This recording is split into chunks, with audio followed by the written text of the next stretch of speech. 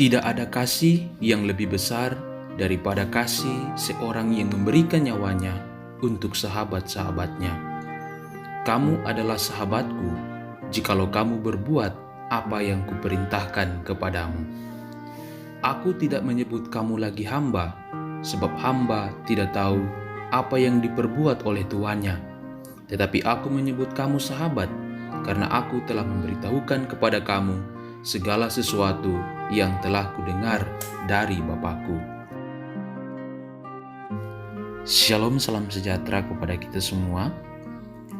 Saudara-saudariku yang terkasih, sabda Tuhan yang kita dengarkan tadi berbicara tentang Yesus yang tidak segan-segan menyebut kita sebagai sahabatnya.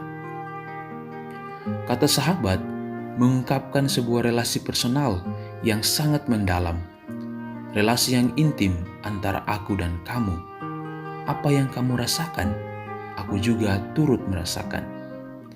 Berbeda dengan hamba. Hamba lebih pada relasi antara bos dan bawahan. Relasi yang bersifat menguntungkan. Saya harus menyenangkan hati bos saya atau tuan saya. Kalau tidak, saya akan dipecat, saya akan diberikan sanksi, dan lain sebagainya. Jika membandingkan pola relasi antara hamba dan sahabat, maka tentunya pada relasi hamba ada jurang yang memisahkan dan tidak akan pernah menyatu. Sedangkan pada relasi sahabat, tidak ada jurang yang memisahkan. Nah, Tuhan Yesus menyebut kita sebagai sahabat karena Ia ingin merasakan apa yang kita rasakan. Bahkan Ia tidak menyembunyikan apapun dari dirinya. Semua yang Ia dengar dari Bapa telah diberitahukan kepada kita agar kita memperoleh keselamatan di dalam Dia. Namun, perlu untuk digarisbawahi tentang penyebutan sahabat oleh Yesus ini. Semua yang disebut sahabat adalah orang-orang yang dipanggil dan dipilih oleh Yesus untuk menghasilkan buah. Menghasilkan buah berarti hidup dalam kebenaran ilahi, yakni memiliki kasih seperti Kristus yang rela menderita dan wafat bagi sesama. Rasul Paulus membuktikan kepada kita semua bagaimana menjadi sahabat Yesus yang sejati.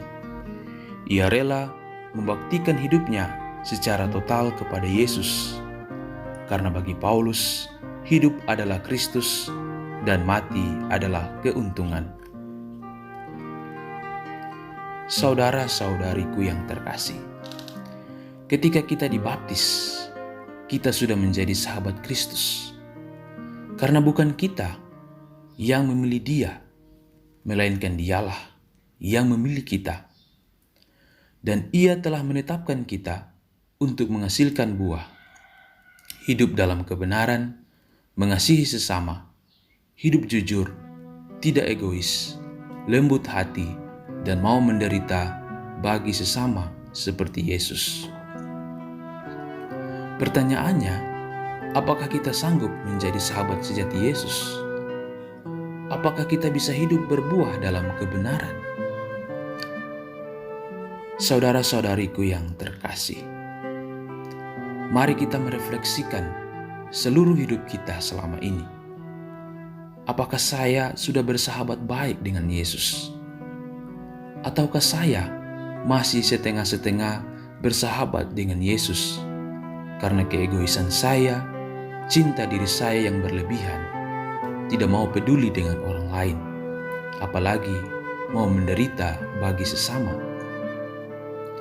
Mari kita mohon ampun dari Tuhan sambil berbenah diri dan membangun relasi yang baik lagi dengan Yesus. Mari kita memiliki hati seperti hati Yesus yang mau merasakan penderitaan orang lain, apalagi di tengah pandemi COVID-19 ini. Apa yang sudah kita perbuat untuk meringankan beban hidup orang lain? Menjadi sahabat Yesus adalah sebuah berkah yang luar biasa dalam hidup kita, karena tidak semua orang dipilih oleh Yesus. Kita adalah orang-orang terpilih, maka marilah kita hidup dalam kebenaran, berbuah bagi sesama.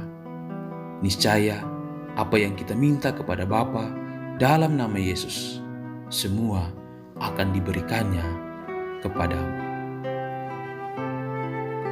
Tuhan memberkati kita semua.